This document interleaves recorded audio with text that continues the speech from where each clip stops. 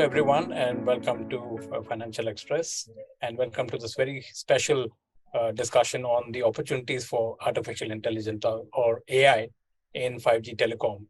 And as you know, the world is progressing at a very fast pace, and there's a lot of opportunities for AI in the telecom space, such as in network management, as you set up more towers, identifying bottlenecks, allocating the right resources, looking at how you can get real-time feedback from your network in terms of how the traffic is and what kind of user behavior is happening. Also identifying network threats and mitigating them early. So all of this can be done by AI, or AI can help in a certain way. You can also probably personalize services for some of your users, maybe have targeted plans, targeted advertising. And I think there's a lot of opportunity here in the telecom space, as well as since there's a lot of automation that's coming in, AI can handle a lot of that. So the humans are freed up to actually work on more intelligent processes, as I'd like to call it. For this discussion today, we have an esteemed panel. I'm joined by Dr. Sanjeev Chaube, who's the EVP for Big Data and Advanced Analytics at Vodafone India. We have Mr. Harish Pani, who's the Managing Client Partner for Telecom India and South Asia at IBM Consulting. And I have my colleague from the Financial Express newspaper, the executive editor of Financial Express, Rishi Raj. And he is an old telecom hand who's been covering telecom for more than 2 decades. So he's seen the entire evolution of the telecom space. And of course, I'm Roshan, and I look after the online part of Financial Express. So with that, I think let's get down to a very interesting discussion over the next 35 to 40 minutes. I think I'll just hand it over to Rishi to take the discussion forward. Thanks, Roshan. Welcome, Sanjeev and Harish. Real experts are the you two who basically educate people like us as well as others, whether it's customers, whether other professionals and all. So I'm sure this platform will further enrich our as well as the viewers' knowledge about AI and its application in the telecom world. So if I could just start with you, Harish, since it's about telecom and AI. AI, of course, as we know, it's an evolving technology and has got various applications. So if you could just tell us, how on the consumer-facing side, how can it be deployed and effectively be used? So, I mean, we all know that AI has evolved, right? It was AI, then it was generative AI. Now people are talking of regenerative and so on. But very specifically in all this evolution, one of the focus has been on the customers, which is the consumers from a telco. So if you look at the consumer experience, it starts right from your acquisition, right? In the acquisition journey where the telco is looking to onboard customers. So I think the first aspect of it that came into it was the AI chatbots, right? Where it started doing a dialogue, and initially was actually just the pure chatbots that existed. Then it became AI chatbots where it was like a assist. So the assist that was performed in many of this, that was significant, right? That was, I think, where it started. But it has now spread. I mean, you look at campaign management. That's another area where, for example, AI can be very effectively used for consumers. And we have a host of other things, but I think these are just a couple of examples where AI embedded can help telco and make more meaningful deliverables to the consumers. Sanjeev, what are your thoughts in the sense that how can, say, a consumer benefit from this, and how can telcos better connect with consumers through AI technologies compared to what it is right now? Right. So first of all, thanks Rishi for having me, and thanks Roshan. Nice to connect with Harish also on this panel. I think a relevant point, and how do we benefit, or how do we use AI, ML, right, and these technologies to basically improve the customer experience as well as the business transformation or business value generation. I think I would look at it from two perspectives: customer experience and the business value that we generate. Now, if we talk about telco specifically, and since the volume of telco that we currently have, the number of subscribers that we have across telcos, I'm talking about, it more than 986 million. You are a specialist in telco, Rishi, you know it very well. Such a large population, I think some of the countries may not be having that much population. Right. So, and recently, at Vodafone Idea also, we tested our 5G speed. 5.92 was the speed that we were able to kind of generate. And certainly in near future, we'll also understand how the 5G process is being kickstarted, other things, right? We look at the digital transactions also, that is also increasing, right? 20,000 crores of rupees that is being transacted every day in India, right? So if you're talking only about India, the average monthly data that is currently being used is roughly around 14 GB, and with 5G coming in, it is said that it will go to maybe 2 or 3 times. And that's a huge, because currently also, if we look at the data that is captured in any of the telcos, it runs into double digit data. And so certainly on one side, we are capturing structured format of the data from our these CDRs that are generated, both from OSS and BSS systems, right? These data elements are being captured, whether it's structured or unstructured. Other side, we are also capturing data from web and app, right? Web, app, digital touch points, which are there, be it WhatsApp, which is integrated, or be it through Instagram, Facebook, Twitter. There are multiple plugins that we have through which we keep getting data. And then on top of it also, we have email, chat, etc., right? So there are so many data elements, data points which are available at this point of time, and which runs into double petabyte of data, and which is very, very critical, because then getting meaning out of this structured format of data, unstructured format of data is really challenging, right? While data science models, AI models are important, and they certainly help us bring in some predictive or prescriptive or preemptive views, but it is important to define the use cases also in line with what telco requires today, right? So uh, if I talk about telcos today, right, the 4 or 5 major points that telco covers today is certainly improve ARPU, average revenue per user. That is something that they target. Digital transformation acceleration. So telcos want their customers to be active digitally, right? So certainly we use AI ML to identify who are the customers who will be active digitally, who would be transacting digitally, and what are the different services that they can be offered in a hyper personalized way digitally, right? So digital transformation is the second pillar that I would say. We would then say that the strategic AI ML innovations like ChatGPT is coming up. Can we integrate this with our apps, web, or other solutions, so that it makes life for not only in the B2B scenarios, not only it makes the life easy for consumers, but also for the decision makers sitting in the company itself, right? So strategic AI ML innovation is the consistent thing that we keep trying. And certainly then we look at how do we save our capex, opex, make the customer experience more seamless, more real time, or and at a scale, right? So the scale is something that we certainly look at. And since we are sitting on a lot of data today, data monetization is one of the fifth thing that I would like to point out. So these are the few points that that we use AI ML extensively for different models, different use cases around these all intents that we drive today. So revenue, cost reduction, operational efficiency, and certainly data monetization. I hope that was not too long, Rishi. That's fine. I just wanted to understand in the sense, since AI is seen also as a disruptive technology at the moment. So say for instance, which your customer care, for instance, which runs mostly on IVR, can this be done in a better and a much more different manner through using AI? Absolutely.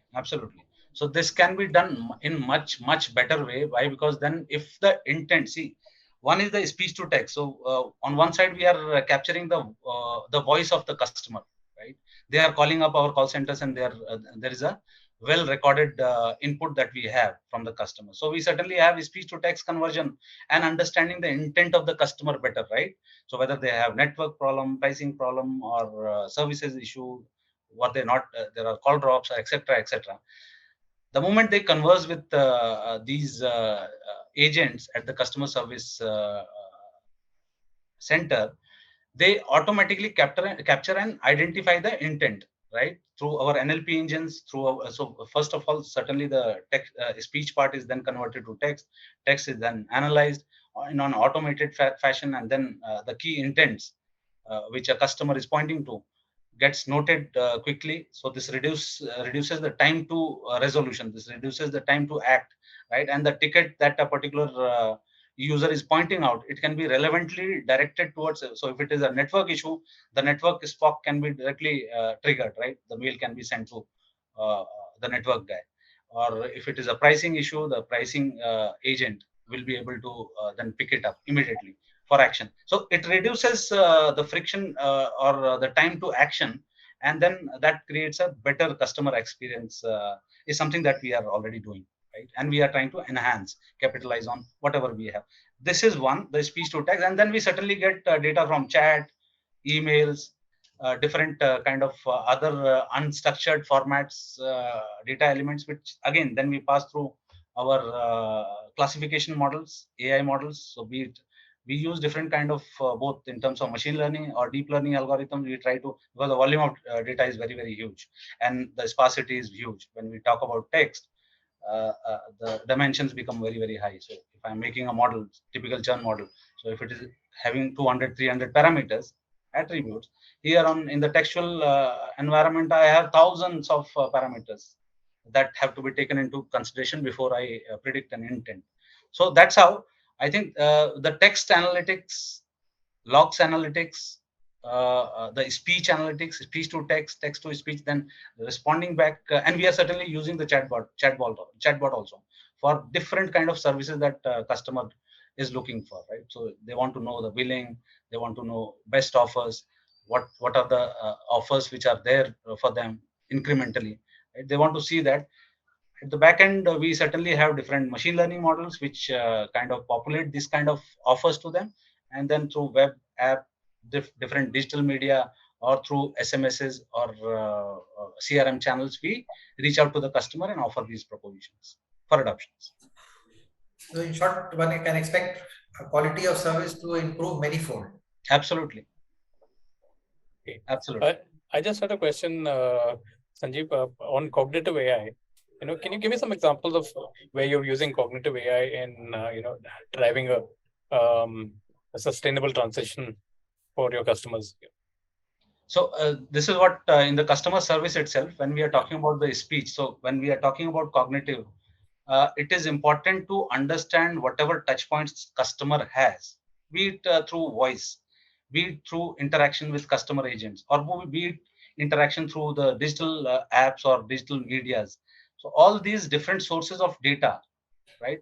Be it visually what we are tapping, or textually what is that we are tapping, or from the speech or from the visual impacts, whatever we are capturing, we try to push this into the model, the predictive model, and then try to come out with the intent.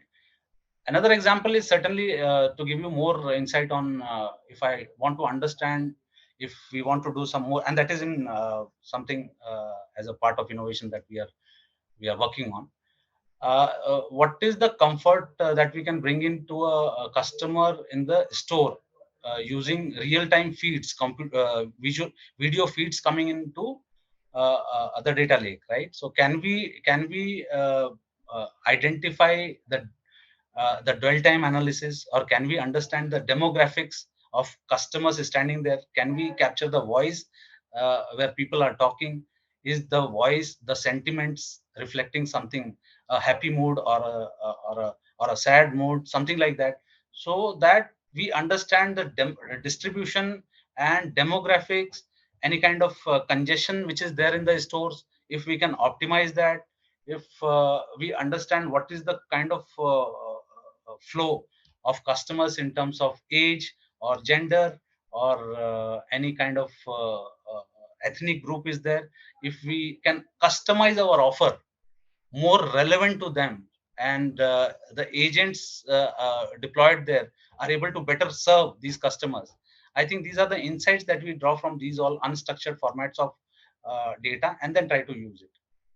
And certainly, to give you a context, that we have around 2 years back, we have launched this big data advanced analytics AIML cloud platform on AWS. So this is in association with AWS, and we are now pumping all kind of different use cases: predictive, descriptive, predictive, and preemptive. Right. So all four phases: descriptive, predictive, prescriptive, and preemptive. All these four phases of advanced analytics is something that we are covering, and bit by bit, use case by use case, we are trying to pilot it directly on these cloud platforms, and then execute them, deploy them for scoring, for better recommendations, and etc. for the customer. Right. Harish, would you like to come in here? Yeah, I just want to add a couple of things. I have seen Sanjeev as well as his colleagues really do extremely well, and both to the points. First, I think Rishi asked about customer care. Very innovative aspect what they have looked at in Vodafone Idea. What I can state clearly is they have looked at all the call data records, which is the CDRs, and the whole point about the customer care, Rishi, was when people call, they call for some issue, right? I mean, or they want some information, one of the two. And when you analyze, let's say the IVR, most of the information is under bill and disputes or on SIM not working, or earlier it used to be a bit on call drops and data speed. So these were some of the common issues. So the point I am trying to say is the usage of AI in the customer care, so that they're very proactive in understanding that a user is having a problem and reach him out before he or she calls the customer care. That I think is a very good, very simple, lucid way of me trying to tell you of how AI has made an impact to, I think, Vodafone Idea customers. Of course, it's still an evolving program. And the other part on the cognitive part was, I thought, very unique of them was, we have seen this cell site towers in number of places, right? I mean, you will have more than 1 lakh cell site towers across India, so on and so forth. So there is a program where, I mean, it's more at this point in time a proof of concept, which is being looked at of how there's a visual impression of that is being looked at to understand what are some of the corrective measures. Because there are many corrective measures that happens. It could be the angle, it could be the tilt, it could be multiple things that leads to issue. The cell site keeps giving alarms. Someone has to go there, understand that, then decide what is the next step. I mean, there's a series of process. But this being done in a very, understanding the visual image, analyzing it, predicting the actions and the next steps. Again, AI completely. I thought these are simple examples, but very effective, that helps embed AI in different, impacts to the end consumer. But Harish, tell me one thing in the sense, where are the telcos in India in terms of usage? Is it a very initial stage? And, in terms of scalability, like how much do they need to scale up, and what could be the timeline? Like say next, how many years do we see it being used fully? One thing is sure, obviously it's an evolutionary technology, so obviously new things will come up. Yes. So I think the whole point is this. Everyone understands that before we bring in AI and all, you really need certain things in place in your landscape, right? Most of the telcos over the last 3-4 years were working to strengthen their data landscape, data fabric, and many other things. They were usage of AI at smaller scales, right? In certain campaign, in certain churn, in certain customer spend, so on and so forth. So in certain segments, it probably has been done more with the analytics flavor, and very recently being picked up from analytics to see what can be a learning model that gets on top of the analytics. That's how I've seen, whether it's especially Bharti and Vodafone Idea, and even what we hear in Jio, right?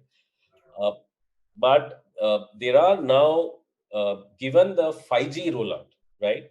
And given the fact that now it's no longer about just AI here, it is AI on the edge, right? So what we are doing with one of the telco for a car manufacturer is actually AI on the edge.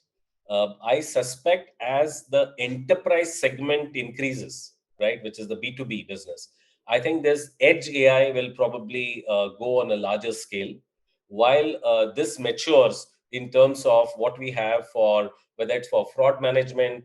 AI is now coming into security in a big way, because the hackers also use AI. So even the people who are looking at the security networks also have to use virtually an adaptive AI or regenerative AI, however you call it, to ensure that we keep moving, right? So I think while these are coming, the enterprise segment will move in a big way because 5G is pushing. That's what we have seen and even discussed with Gartner and some of the other economists. I think Sanjeev can add over here. Sanjeev, Harish pointed out about this enterprise segment, especially, and with 5G coming, this whole private network thing is also being talked about, and obviously will be an area which will open up. So customer area, we well understood customer, how you explained it. Harish very lucidly right now explained how you can, like, say, before the customer reaches out, the telco can reach out to the customer exactly what are the pain points or what are they looking. So, but like, say, enterprises, how do you help enterprises in this particular thing? Absolutely. In terms of, Rishi, I think I got your question. And very important that how enterprises are currently using AI within. So certainly we have the IoT business and other connected business, so which is more towards in dealing with the different SMEs or government organizations, etc., etc. Now we need to understand what is what are the use cases, right, under the kind of bandwidth that we are getting, right? So use cases will certainly scale up. If you are talking about building or applying these predictive analytics or the surrounding, what would we say, the architectural design, right? So we certainly use it for predictive maintenance, right? So predictive maintenance in terms of so predictive maintenance is one, and then we can certainly look at let me go beyond telco also, because then we become enablers to other organizations also, right? If you talk about these edge, which is being currently discussed by Harish also, right? What is that we can bring in for the customers, right? Be it patients, right? What is the real time kind of anomaly detection that we can, what kind of use cases that we can bring in for hospitals, for example, right?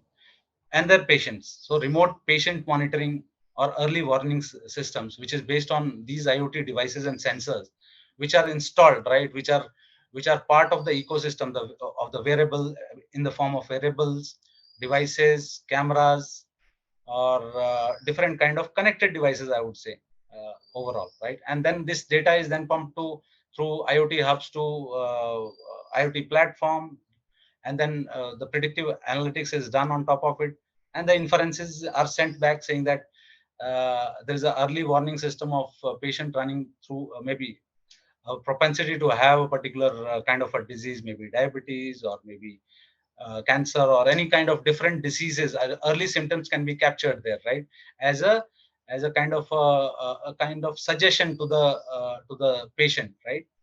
As a preemptive or maybe a kind of a precautionary message that can be delivered through these AI models that takes inputs coming from these IoT devices as a parameters for predictions, right? So similarly, we have use cases like fall detection, elderly use cases, right? Elderly is living alone, like these elder guys are staying alone in home. Can we have these kind of IoT devices which can capture voice or images, videos, right? Which can then be utilized to trigger the responsible person in the case of any event happens, right? A person, elderly person falls down or not able to having any kind of physical challenge there, right? So that intimation can directly then go to uh, the right person who can take care of the situation. Now, apart from this, there are other use cases also that comes to my mind that can be taken as an enterprise, but certainly enterprise customer also I route it through consumer experience, right? So, for example, people have started using these devices to maybe exercise or physiotherapy guidances, right? So they are taking aids from different camera feeds and then trying to understand what is so if they are doing any kind of exercises or yogas, whether sitting posture is correct or not, right? And whether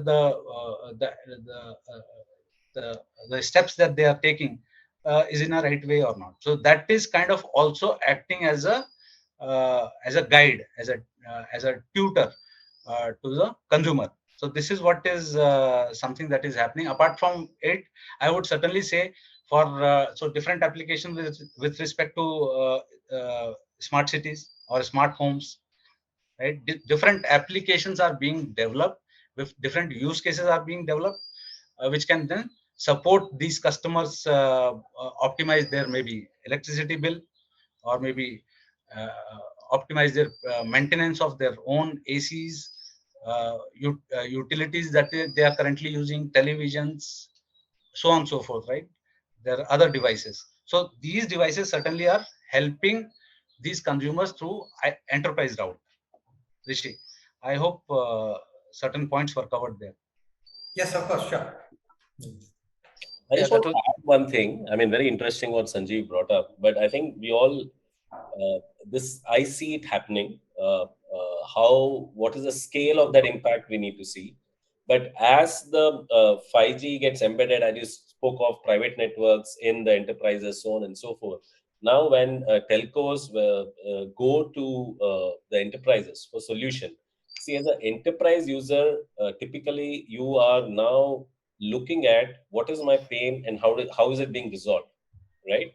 So the solution, as Sanjeev was saying, it needs to go beyond just connectivity. It needs to be looking at, so slowly there has to be an acumen which telcos would work with system integrators, would develop in-house, would work whatever way, right? But so for example, if you're working with a manufacturing company, you need to have some acumen of that, what is happening on the operation. Because only then you'd give solutions that embeds an end-to-end where connectivity is also one part, right?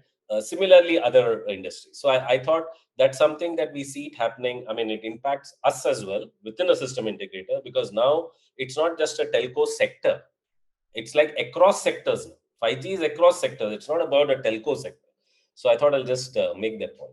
Thanks. In fact, I was about to ask you on that. So before that, you made so actually very relevant. So I'll just put in my question over here. I was about to ask that, does it in a way take away the monopoly of the telcos, or say IT companies, for instance? They can also get into this space and offer solutions. A. B. Meaning IT companies, I spoke because of the IT companies as we understand them today, but there are technology companies also, meaning Yes. So, which can get it. So do you see that will lead to kind of a thing, tough battles, or tough battles is a little stronger term I have used, but like say telcos feeling that their business being taken over by somebody else, because now the sphere has, till a particular time, telecom service was used as a pipe for call services, data, etc. But now with all these technologies coming, it has got broadened. So a lot of say technology firms, IT firms can get into this play. So yeah, I think Rishi, first of all, I think there's a cognition of this very clearly, because we see one of the telco who in-house is creating this acumen, right? So that means that there is a cognition of the fact that there is some ability that they need to develop. What I do suspect is it's going to be very difficult for one slice of an organization to develop everything, right? I mean, that could be a good wish list. It will be a collaboration. It will lead to, could be a consortium, could be a collaboration, could be a joint long-term strategy in terms of setting up multiple micro clouds on the edge and so on. So it could be anything. But I suspect it would be more of that, because certain, for example, if you're looking only at the manufacturing sector and you want to develop acumen, you could. But I doubt. I mean, you want to do supply chain, you want to do multiple other things, right? So I feel it will be a collaboration. I don't think IT can go on its own, or technology companies will go on its own. It will be a combined one. But as we evolve, so what happens typically is, we have seen earlier as well, that once we have implemented 10, 15 5G solutions on a slightly larger scale, not just a POC, so on and so forth, then there is a kind of a replication. There's a correction of what we thought would be the business value, what we are seeing, and that learning will plow in. And probably 4 5 years down the line, you will see slightly the evolution of telcos in a slightly different way, and the evolution of the telco sector in the IT is evolving in a different way. I suspect both of these would happen. I got it. I mean, collaboration, obviously, that's a nice point. There will be much more of a collaboration. See, a manufacturing company getting solutions from a collaborative effort through telcos, IT firms, technologies, or whatever. So the dividing lines will have got blurred. Will blur it, absolutely. Right. I think, Sanjeev, another question I had was on, you spoke about digital transformation when a little earlier. How do you see that evolving, especially now that you have on one side, you're increasing the access speeds for all companies with 5G. And then you have AI also being able to take care of a lot of the repetitive tasks that normally would need human intervention. So can you just give me your thoughts on how you see a digital transformation and adoption taking place with AI and 5G? Absolutely, Roshan. I think digital transformation is something that is one of the pillars that we support at Vodafone Idea. And important thing is, why digital? Why? Because we want to provide customer more flexibility. So let's understand the requirement, right? What customer wants is the flexibility, because in the free time, the customer would like to search through or go through different options or different offers that company is providing, and then make a choice, right? So that gives an ease kind of scenario for the customer, and that's why digital. Now, when we talk about digital, different type of digital initiatives, whether be it our app, where we are providing multiple services, right? Be it jobs, education, gaming, movies, music, right? Different offers are populated on the app itself, right? Which where at the back end there is a predictive model which is then suggesting them which offers to go for, which content to watch, etc., etc., right? So if I look at the digital transformation, while web app can be are the two major pillars here, but looking at the chatbots, kind of chatbots attached to app, where the customer has an ease to query, make get better responses, right? So, and certainly there is a better version of ChatGPT which has come up now, which can then we are planning to then see if that can be integrated somehow within our app ecosystem or web ecosystem for the customers to gain and get insights on their own usage or some patterns that they are using, or anything new that has come, any recommended offers that that are there. So search and intelligent analysis is now being possible through digital, right? At the back end, where AI is certainly triggering in. Also, I would say, going forward, if you look at these kind of digital twin scenarios which are coming up, right, in the way of by the way of metaverse, etc., yeah, right? I would say that people would also try to feel the product, right? Whereas ChatGPT is able to help them as a search engine optimization, metaverse would be able to help them searching product or product of their choice by physically feeling them in a physical environment, right? So digital twins is something going to, and this particular, apart from chatbot, I'm saying, and there are different digital touch points also. We have different mobiles, different chatbots which are there, like Siri, Cortana, Bixby. Can we incorporate our services there itself, right? So that customers don't have to go anywhere. They can ask the query and get the responses back for their any kind of offers or requirements, that services that they are looking for. So this is something that I would say. And application, if I look at it from enterprise point of view also, we have a sufficient number of applications that are supported by 5G and AI as a platform within manufacturing, automotive, real estate, or utilities, right? So there are different where the work is already going on by appropriate teams. I think these are the things. Apart from this, if you talk specifically in digital, we certainly are trying to bring our customer more onto digital. So digital ecosystem currently is not as occupied, right? So the customer base sitting on digital is not that great at this point of time. We want the customers to experience digital apps, and that's why, and transact more through digital, try more products that we are offering on our app web, right?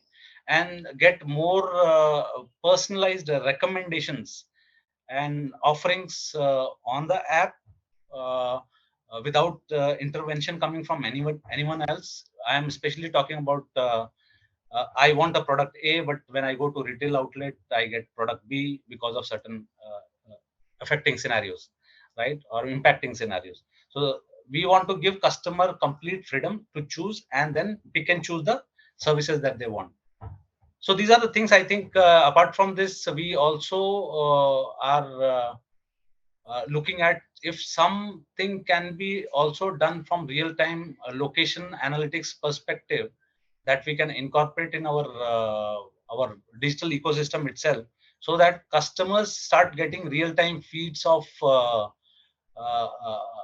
location-based maybe advertisement marketing through third parties, right? If Walmart's or any marts of any mart is there, or maybe if there are some hospitals are there, or any railways, any kind of locational based intelligence, if that can be provided to a customer when the customer or subscriber is passing through that area, I think that will generate kind of impact that customer is looking for, right? So I think these are the points that currently we are working on, and on some occasions we are already successful. Some part is yet to be completed. We are behind it. Right.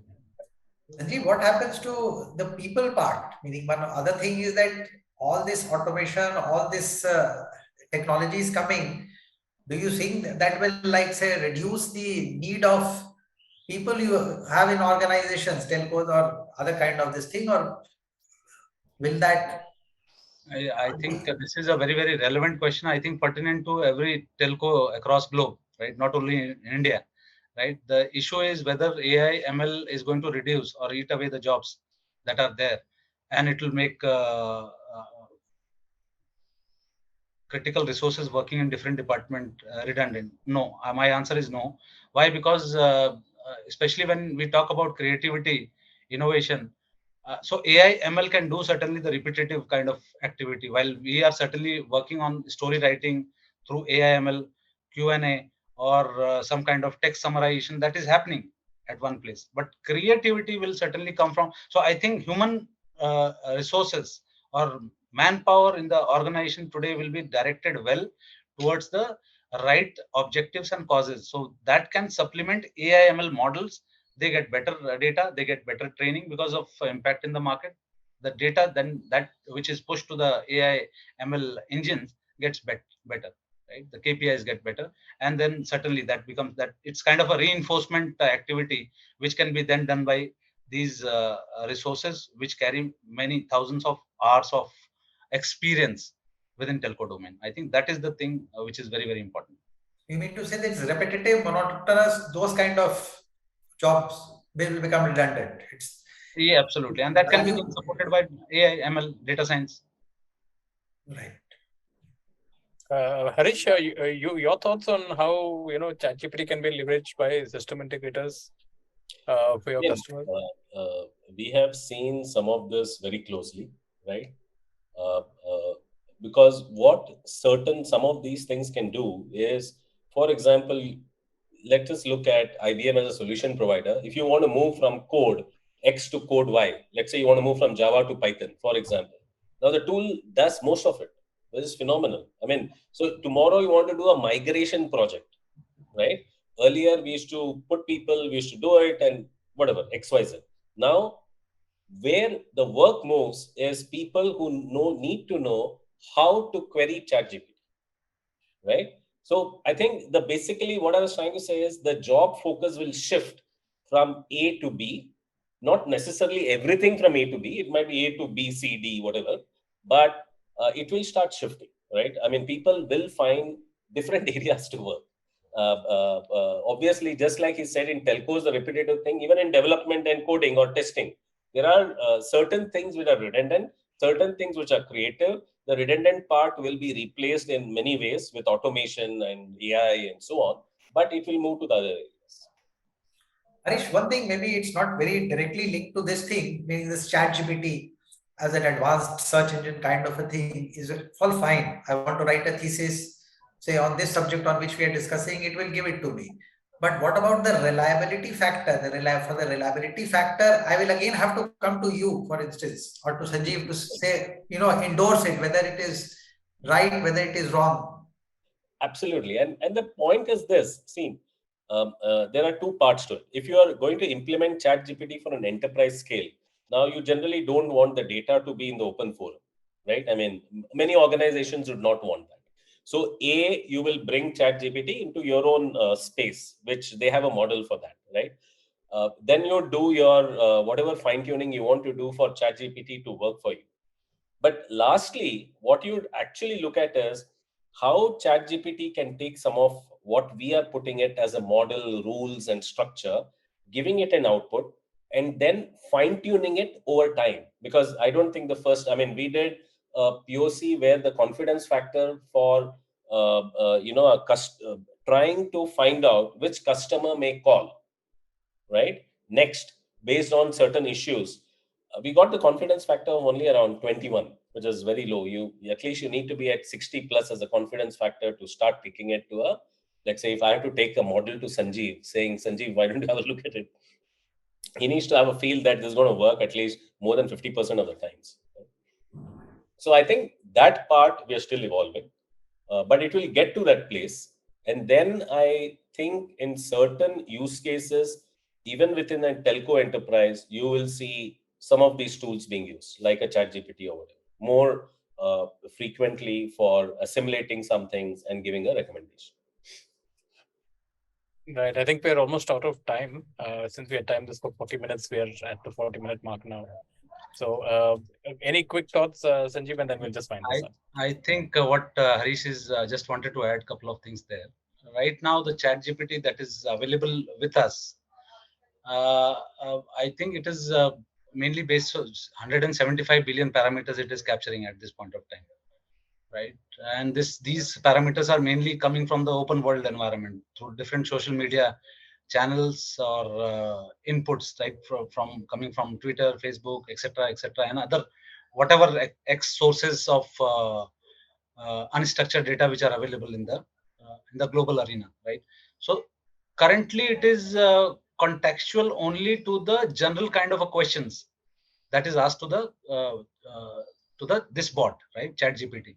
Now, to make it more customized for any organization or any domain, be it telco, healthcare, manufacturing, etc., it has to be trained on their own data set, right? So currently it is trained on some open source data. This has to be trained on the data which is available in these industries. So data security, first PII information. So there are certain obligatory kind of issues that I can see, which are then governed by government agencies also, like TRAI, DOT, etc. What is the level of information that we can share to a chat GPT, and then what is how we can protect the customer information also. customer data also from getting exploited, right? So these are the points which are there. I think, and companies are still thinking whether to give those accesses to Microsoft or ChatGPT for customers or for businesses to then make queries and get responses, analyzed responses. I think these are the points which are currently going on in the market, in the industry, globally. And this is not Indian scenario. This is global environment. Right. That's quite interesting. Yeah. So I think since we are now out of time, this has been a very interesting discussion. I mean, we covered everything from cognitive AI to generative AI to how you're building your smart scalable platforms, the use cases of AI, and of course, ChatGPT always elicits a lot of interest whenever there's any conversation around it. So I would quickly sum this up, and thank you so much for your thoughts, Dr. Sanjeev, and thank you, Harish. It's been a very enlightening Thank you, everyone. Thank you, Roshan, Rishi, Sanjeev, everyone else behind. But I think we are all for exciting times, right? AI is the talk of the day. So let's see how it evolves. We have our own points of view, obviously. Absolutely. Yeah. Thanks a lot, Harish. Thank you, Roshan. It was very insightful, very useful. Thanks, Thank Rishi. you. Thanks a lot. Thank Thanks, you, Harish. everyone. Take care. Nice discussion with you all. Thank you so much. Thank you.